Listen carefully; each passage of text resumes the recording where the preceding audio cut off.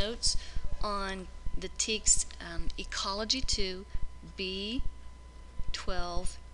So take a minute and set up your page. Pause this whenever you need to.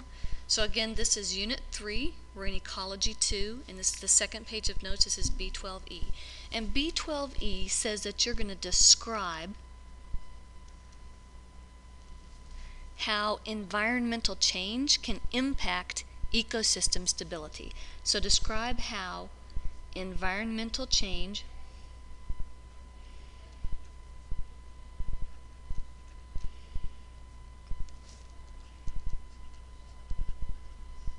can impact ecosystem stability.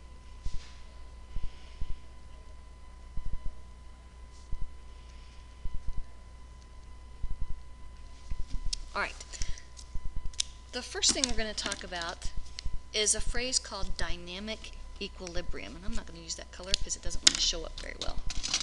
So let's use a pretty green. Dynamic equilibrium.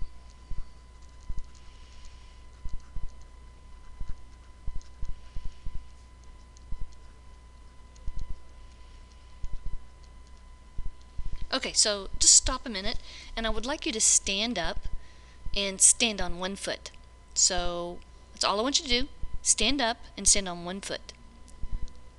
And while you're standing on one foot, do you feel how the foot you're standing on is constantly moving, just changing just a little bit just to keep your balance maintained? That's an example of dynamic equilibrium. If you didn't do that, pause this and do that so you can see what it is I'm talking about. It's not like I'm asking you to pull teeth. So that word dynamic means changing, and equilibrium means balance. So when we talk about dynamic equilibrium, we're talking about the fact that there's a constant modification to maintain a healthy balance. Constant modification, maybe just little bitty tiny modifications to maintain a healthy balance.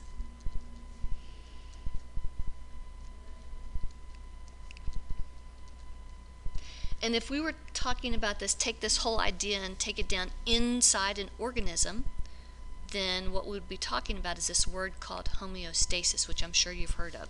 So I'm going to put in parentheses here. In an organism, this dynamic equilibrium, we call it homeostasis. It's maintaining the balance. And it's not ever just maintaining the balance, holding it perfectly steady so nothing changes at all. It's just these constant minor changes that occur. So that's dynamic equilibrium. The next thing I'm going to talk about is one of the huge tenets of environmental science, something that we always talk about in environmental science, kind of like, and it goes through all the realms of the biologies, but kind of like we can talk about one gene, one protein, so one gene makes one protein. If you have a different gene, you get a different protein. In this case, when we talk about the ecology, we talk about the more diverse the ecosystem is, the more stable it is.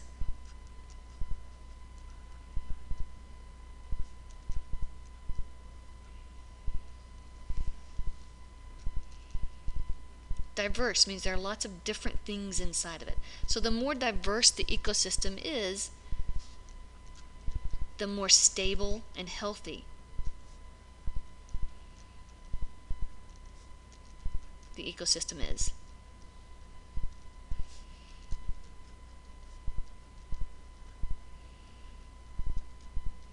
What that means is if there's some kind of stress, like a fire or a drought or a flood, or somebody plows through it or something, the more it's able to withstand that stress, to survive the stress intact. So there will be some changes, but it can actually survive those changes. So the more diverse the ecosystem is, the more stable and healthy that ecosystem is. So if we go back up to the teks here, we're talking about describe how environmental change can impact ecosystem stability. Here's the key. So when we talk about changes here, there are several examples of changes that you need to be aware of. You already know these changes. It's just a matter of writing them down and focusing and saying, okay, this is the change we're talking about. The first one is climate change. And it doesn't matter about your politics or or your leanings left or right or anything like that. We're just talking straightforward climate change.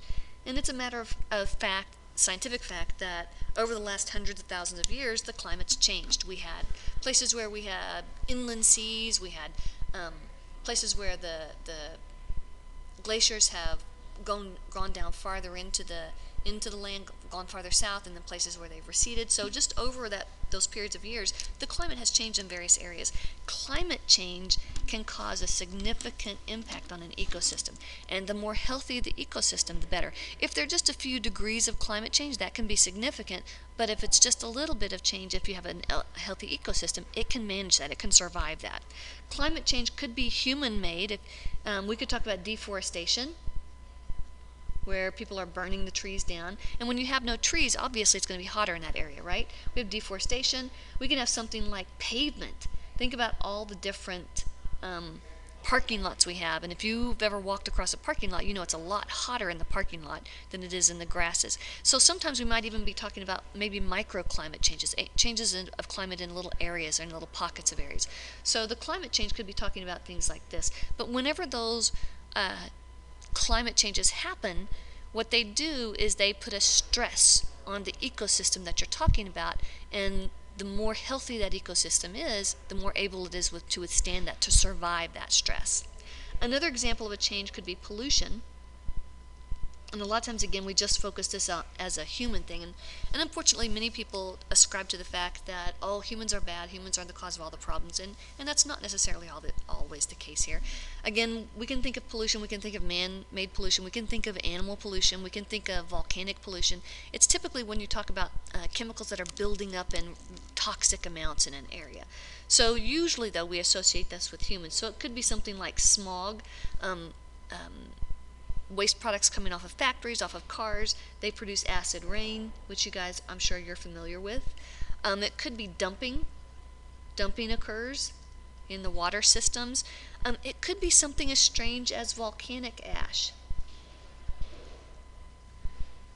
where when you look up in the sky, there's a haze. Or when the forest, right now there are several forest fires going over, and if you look in the evening, if you look at the sun in the evenings, there's this haze in the sky. And that's not due to human pollution, per se, that's due to things like smoke that's in the air. So again, when things build up in toxic amounts, we usually refer to that as pollution. The next one I'm going to talk about is overfishing or hunting. And again, I'm probably not using the best words for this, because here in the U.S. we monitor these things really well. What I should more so say or focus on is poaching. So poaching would be illegal fishing or illegal hunting, and so that's different in this case. So in the U.S. here, we have a really good system, a wildlife management system. And so we talk about different areas of the U.S. where we're maintaining the environment of different things, where we're maintaining the populations of different organisms. And we we have wildlife ecologists that look at that and maintain all that. And they talk about, well, how many deer can you cull from the herd in this county or as opposed to another county, or in the panhandle as opposed to central Texas and things like that. Those of you who fish, you know that there are some areas where you fish that if the fish isn't over a certain length, you have to throw it back. Or there's a catch and release policy, or there's a limit to how many fish you can pull out at one time. So when you don't follow those, when you don't have those types of wildlife management systems in place, then you can have a lot of issues with not being able to manage that. And in most cases, we talk about third world countries where a lot of times the people aren't too concerned about oh, well, I shot an animal that's on the endangered species list. Maybe they're more concerned about feeding their children. So you have different areas on the world where you have some areas that are really good at taking care of the environment, and some areas that are still working at that are at a different level than that.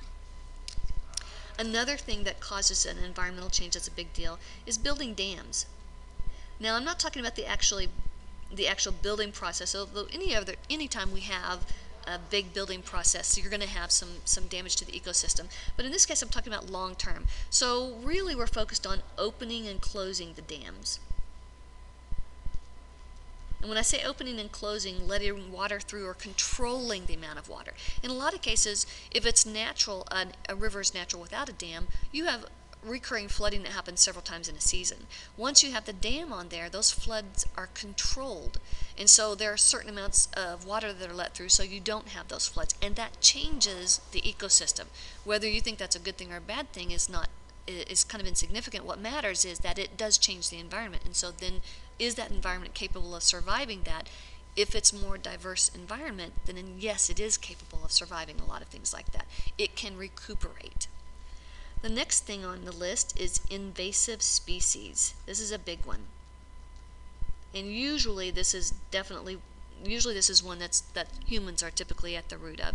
Invasive species, these are species that are typically moved into an area that they have no natural predators. So for example, if you go to the south, they have this plant called kudzu, and I think it was brought over as a pretty ornamental plant, and when they brought it to the United States and let it grow, they realized, oh my gosh, nothing eats this plant over here, it's going crazy, it takes over everything. If you have a chance, look at a video on the kudzu. It's pretty amazing how fast this stuff grows. So they're fighting a constant battle with it in the southern states. Here in Texas, the Texas Panhandle, we deal with something called bindweed. Sometimes I've heard it called vineweed.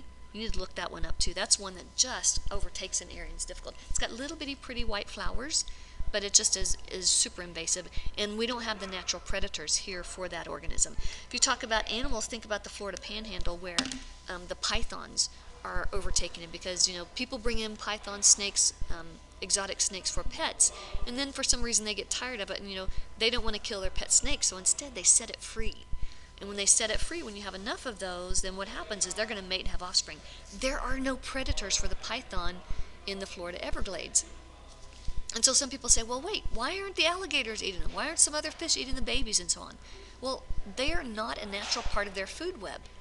So it takes hundreds of years for a new food web to form. So in the meantime, what's happening is you have this invasive species that is really damaging the environment that it's a part of at this point. And then the last one right here is overpopulation.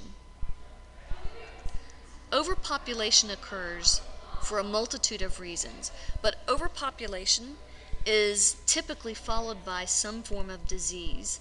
So if you have this population that no longer has a set of predators for it, like for example around here we no longer have black bear or wolves to work on the deer population. We don't have a lot of those anymore because we don't like them around our cattle herds. And so we end up having overpopulation in some areas of the state. For example, in central Texas, they have a problem with the deer herds because there are no predators other than pretty much humans for them. And so they get overpopulated. They tend to be smaller. A lot of times when you get a deer, they might have tumors, they have diseases, things like that. If this overpopulation goes up and up and up and up and up and up and up, at some point it's going to crash. And the number one reason for that crash usually is disease of some kind. Right. The last thing we're going to talk about on this page is something that's actually a chemistry comment. It's called Le Chatelier's principle, and I'm going to apply it to the environment because it really makes a lot of sense. Le Chatelier's principle says that if a system is in a balance and there's some kind of stress and it knocks it out of balance, give it time and it will create a new balance. It won't look exactly the same as it was before, but a new balance will be created.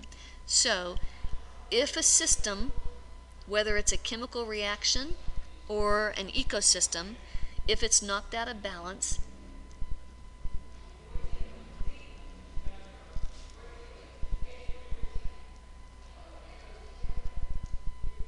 then ultimately a new balance will be formed.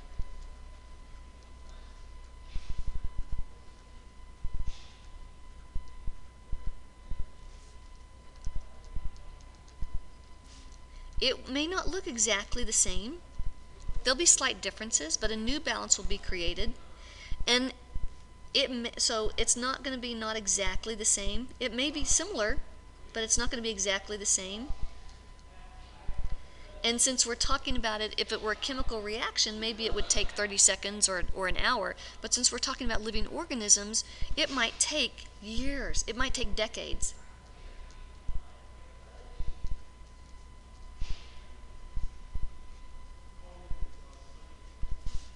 for that to happen. So a new balance, a new dynamic equilibrium will be created, but it might take a long time for that to happen. So if you have a forest and you're going to clear out a little section so you can graze cattle, well, that's obviously been stressed out. If you clear it out and then something happens and you decide, oh, I'm not going to graze cattle there, give it time and it's going to grow back into that forest that it was. It may not be exactly the same, but it's going to grow back into something similar to that. It was stressed, you cleared out some area, but then it'll slowly recover from that stress. And the more diverse that ecosystem is, the more easily it's going to recover from that stress. Now, some stresses are going to be a lot worse than others, but how diverse that system is going to help it recover. So the more diverse, the better and more stable and healthier it is.